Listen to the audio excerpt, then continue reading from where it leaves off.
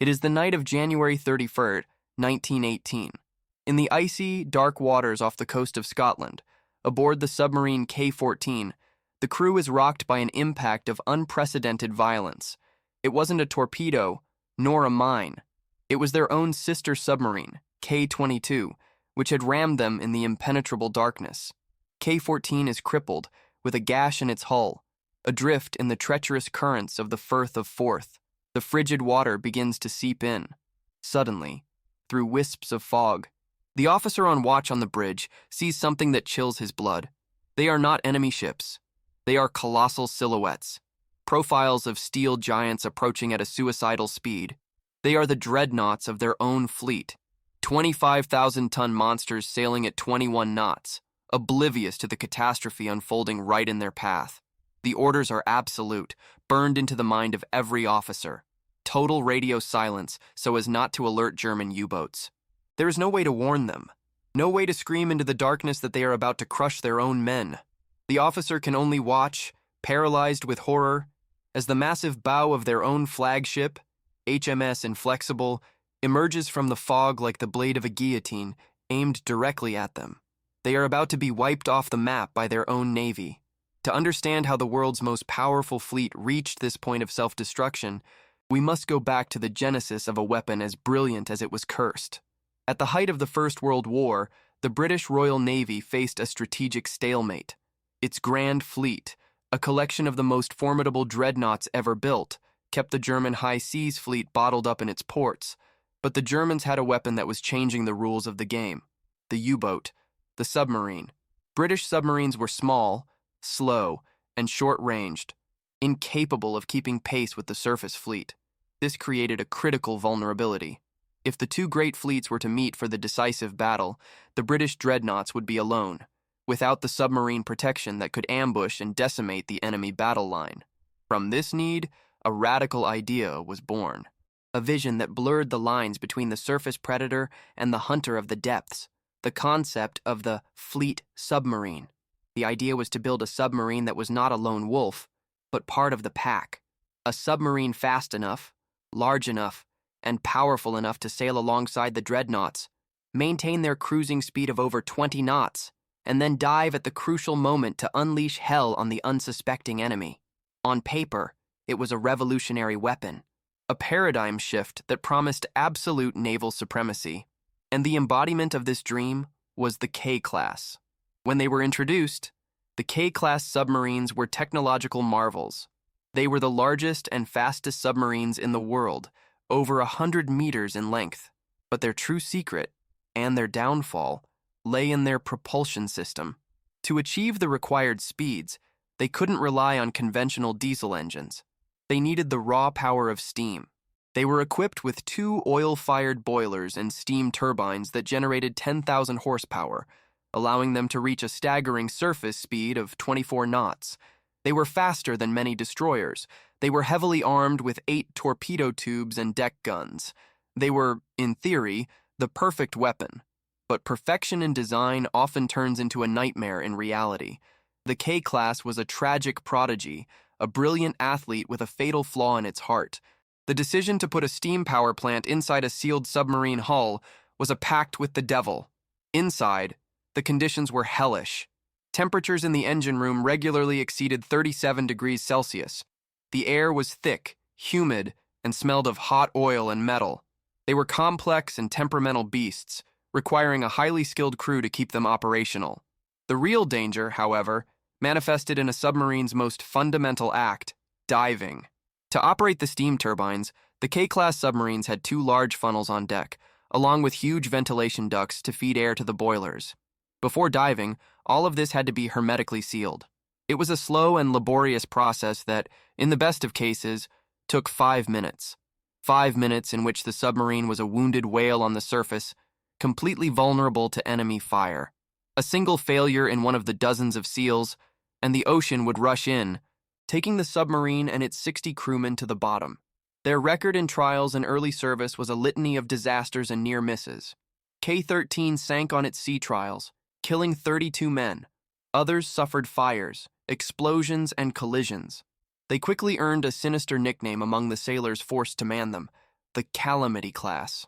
They were a floating omen, a promise of greatness inseparable from a threat of death. Despite their terrible reputation, the Admiralty clung to its superweapon. And so, on the afternoon of January 31st, 1918, one of the most powerful fleets ever assembled set sail from the base at Rosyth, Scotland, for a massive show of force called Exercise EC-1. The force was composed of dreadnoughts, battle cruisers, light cruisers, and destroyers.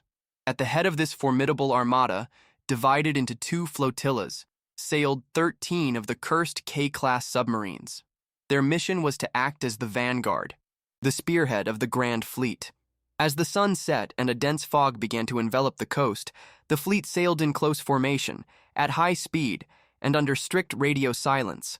The stage for the Royal Navy's greatest wartime naval catastrophe was set. They were not heading towards the enemy. They were heading into history. The night fell upon the Firth of Forth like a shroud.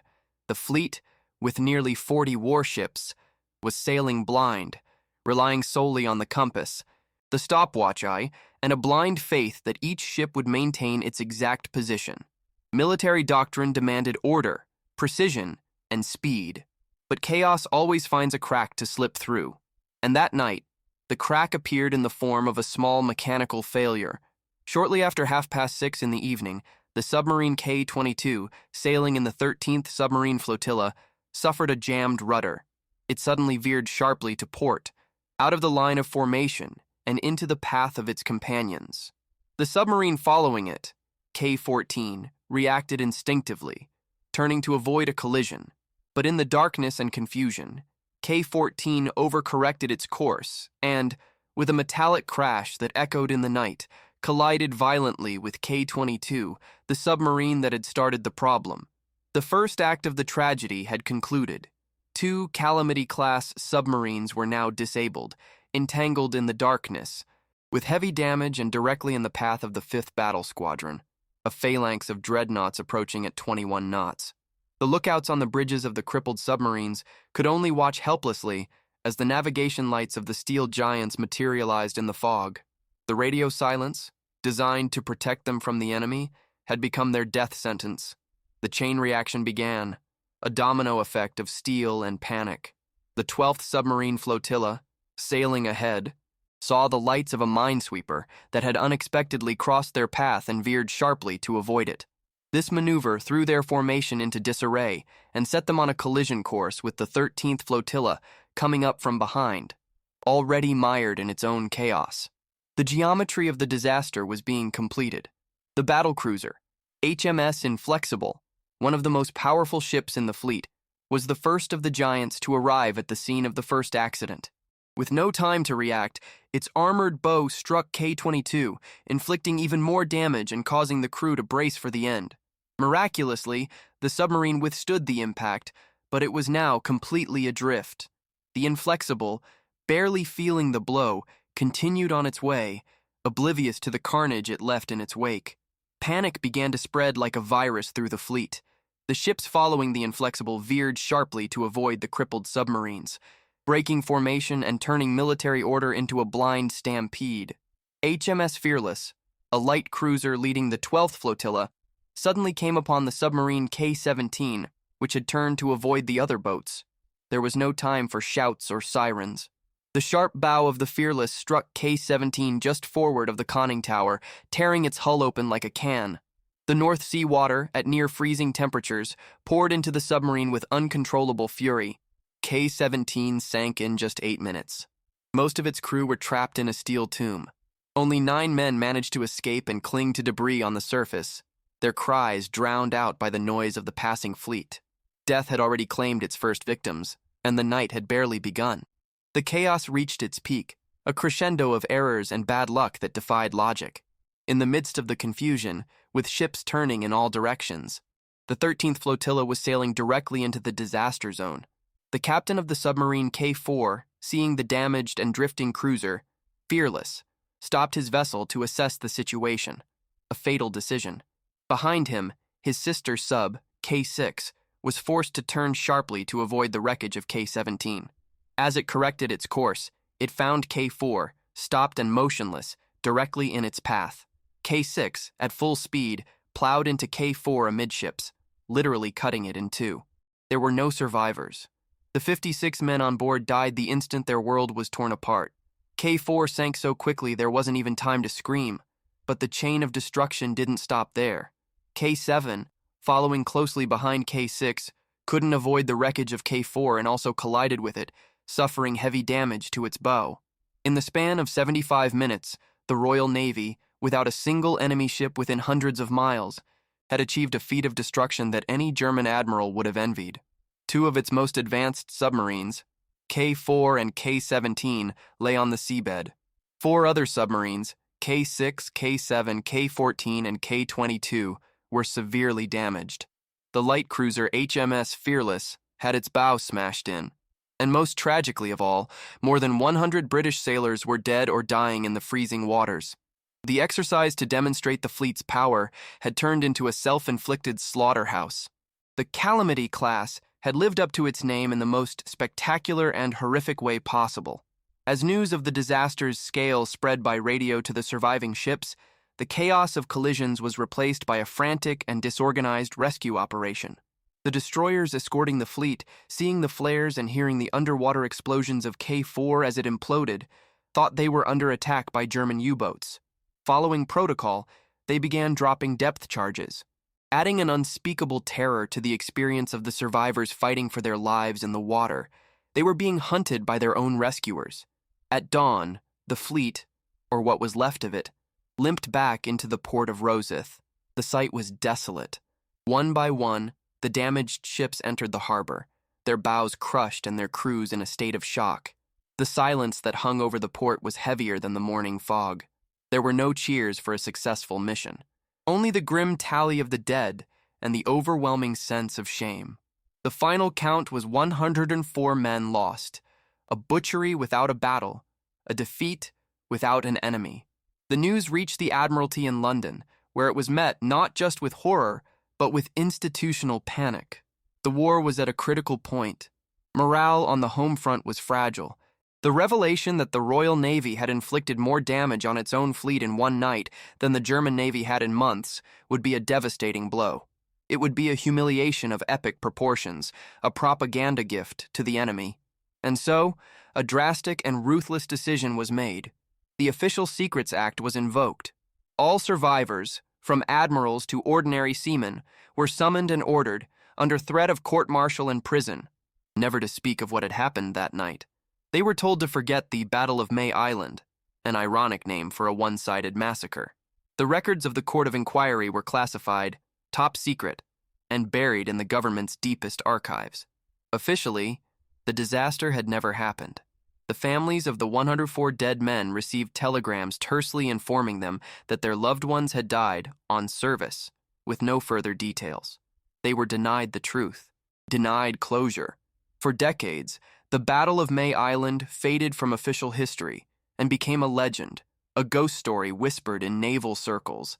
Sailors spoke of a night of fog and terror, but the details were vague, shrouded in the enforced secrecy.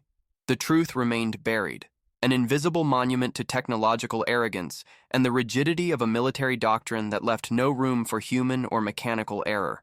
It was not until the 1990s, almost 80 years after the disaster, that the files were finally declassified. Historians and the descendants of the victims could at last read the testimonies, see the diagrams of the collisions, and understand the full scale of the tragedy and its subsequent cover-up. The full story, in all its horrific glory, finally came to light. The K-class, the tragic prodigy, was quietly withdrawn from service shortly after the war. The fleet submarine experiment was abandoned, deemed a costly and deadly failure. The surviving submarines were silently scrapped, erasing the physical evidence of an engineering dream that had become a nightmare. Today, the disaster of May Island stands as a grim case study. It is a lesson in how order can crumble into absolute chaos from the smallest of failures. It is a reminder that the most advanced weapons are useless if the complexities of the real world, fog, fear, and simple bad luck, are not taken into account. But above all, it is a monument to the 104 men who died not at the hands of the enemy, but at the hands of their own fleet. and whose sacrifice was hidden for nearly a century by the very institution they had sworn to serve. Their names were erased from history out of shame, but their story serves as an eternal warning about the price of arrogance and silence.